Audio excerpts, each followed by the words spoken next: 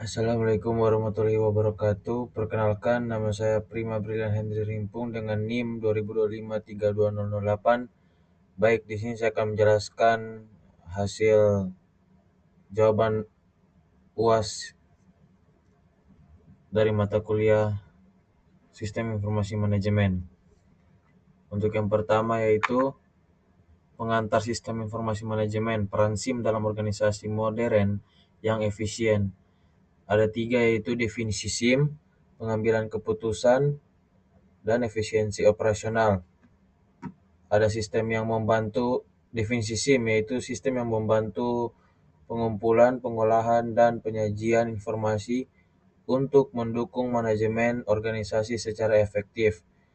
Terus yang kedua ada pengambilan keputusan, yaitu SIM menyediakan data akurat dan tepat waktu sehingga manajer dapat mengambil keputusan strategis dengan lebih cepat dan tepat.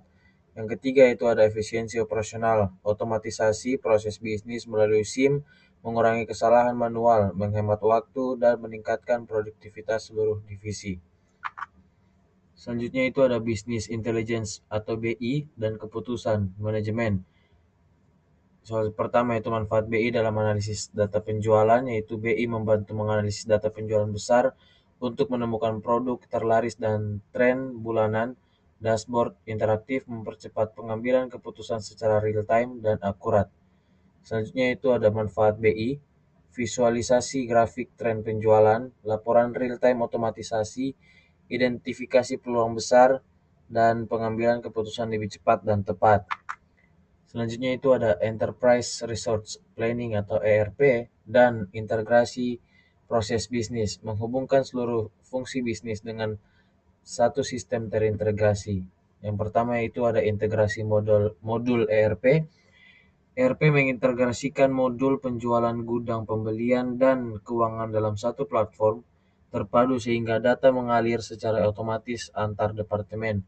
Selanjutnya itu ada eliminasi perbedaan data.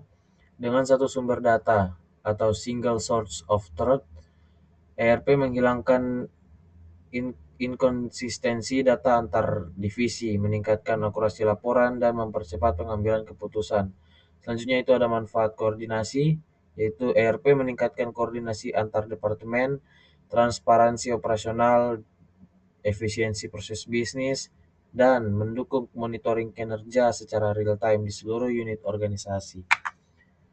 Dan selanjutnya itu ada Knowledge Management System atau KMS dan manfaatnya.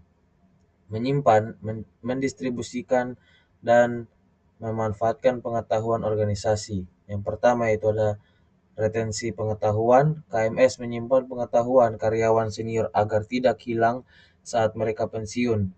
Menjaga kelangsungan operasional organisasi. Dan yang kedua, akses dan kolaborasi, memudahkan seluruh karyawan mengakses informasi dan berkolaborasi secara efektif, mendorong pembelajaran berkelanjutan di organisasi. Dan yang ketiga ada inovasi dan produktivitas, pengetahuan yang terkelola baik mendorong inovasi, meningkatkan produktivitas, dan mempercepat pengambilan keputusan berbasis pengetahuan. Selanjutnya itu ada Key Performance Indicator atau KPI, indikator untuk mengukur keberhasilan kinerja divisi penjualan, total penjualan bulanan. Yang pertama itu ada total penjualan bulanan, yaitu mengukur jumlah pendapatan yang dihasilkan setiap bulan sebagai indikator utama performa tim penjualan dan pencapaian target bisnis.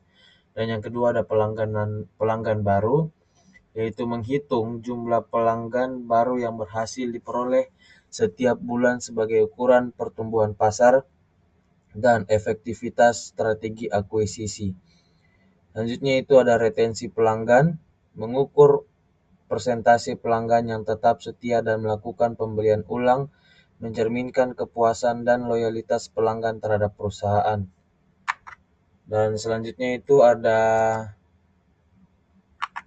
balance scorecard dan 4 perspektifnya. Menilai kinerja organisasi secara holistik dari 4 dimensi. Yang pertama itu perspektif finansial, mengukur profitabilitas, pertumbuhan pendapatan, dan efisiensi biaya.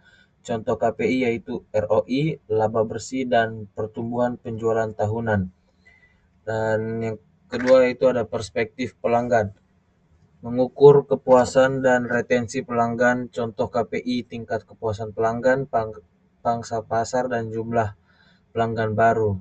Dan yang ketiga, proses bisnis internal, mengoptimalkan proses operasional dan inovasi, contoh KPI waktu siklus produksi, tingkat cacat produk, dan efisiensi proses. Dan selanjutnya itu ada supply chain management atau SCM, mengelola aliran barang dan informasi untuk efisiensi rantai pasok.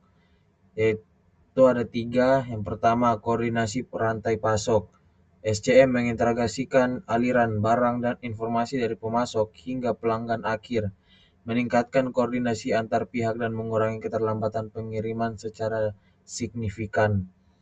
Terus yang kedua ada pengiriman tepat waktu. Dengan visibilitas real time pada stok dan jadwal pengiriman, perusahaan dapat memastikan produk sampai ke tangan pelanggan sesuai waktu yang dijanjikan dan mengurangi biaya operasional.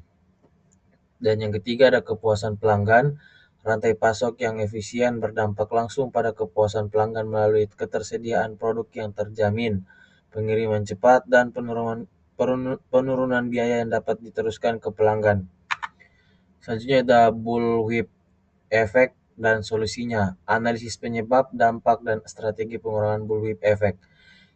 Untuk yang pertama itu ada penyebab utamanya. Yang pertama ada perkiraan permintaan berlebihan, komunikasi antar rantai pasok lambat, batch ordering dalam jumlah besar, dan kurangnya visibilitas data real time. Yang kedua ada dampak negatif, stok berlebih di gudang, biaya penyimpanan meningkat, keterlambatan pengiriman, inefisiensi operasional seluruh rantai pasok. Dan yang ketiga ada solusi efektif, berbagai informasi permintaan real time, perbaikan komunikasi antar pemasok, pesanan lebih sering dan dalam jumlah kecil, dan implementasi SCM terintegrasi. Selanjutnya itu ada Gantt chart, dan manajemen proyek, visualisasi jadwal dan monitoring proyek. Gantt chart menampilkan jadwal proyek secara visual, mencakup daftar tugas, waktu mulai dan selesai, durasi, progres, dan milestone. Memudahkan perencanaan koordinasi tim dan monitoring proyek secara real time. Manfaat Gantt chart memperjelas ketergantungan antar tugas dan membantu identifikasi keterlambatan lebih awal, meningkatkan efisiensi pengelolaan sumber daya, dan memastikan proyek selesai tepat waktu sesuai target. Selanjutnya ada Human Resource Information System atau HARIS. Efisiensi pengelolaan SDM melalui sistem informasi terintegrasi. HARIS mengelola data absensi, cuti, dan penggajian secara otomatis dan terintegrasi. Sistem ini meningkatkan akurasi data karyawan, mempercepat proses administrasi, serta mengurangi kesalahan manual dalam pengelolaan sumber daya manusia. Dan manfaat HARIS sendiri, meningkatkan efisiensi administrasi HR, memastikan kepatuhan regulasi ketenagakerjaan, mempermudah pelaporan kinerja karyawan, serta meningkatkan kepuasan karyawan melalui layanan mandiri self-service portal yang cepat dan akurat. Dan selanjutnya ada studi kasus, permasalahan sistem informasi, perusahaan distribusi dengan sistem yang tidak terintegrasi, data tidak terintegrasi antar divisi, stok berlebihan akibat kurangnya visibilitas inventory, dan keluhan pelanggan meningkat karena keterlambatan, sulit memantau kinerja divisi secara akurat. Untuk solusi SIM terintegrasi, sistem informasi manajemen yang saling berhubungan untuk mengatasi permasalahan distribusi. Ada 6, yaitu ERP dan SCM. ERP mengintegrasikan data stok, keuangan, dan operasional, sedangkan SCM memastikan efisiensi rantai pasok dari pemasok hingga pelanggan secara real time. CRM dan BI. CRM mengelola keluhan dan hubungan pelanggan secara terpusat. BI menyediakan dashboard dan laporan kinerja untuk pengambilan keputusan cepat. Dan HARIS dan KMS. Haris mengotomatisasikan pengelolaan SDM dan penggajian. KMS mendistribusikan pengetahuan organisasi untuk mendukung inovasi dan produktivitas.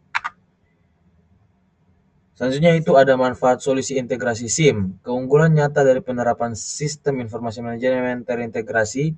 Yang pertama yaitu data konsisten dan real time. Seluruh divisi mengakses data yang sama secara real time, menghilangkan perbedaan informasi dan meningkatkan akurasi pengambilan keputusan.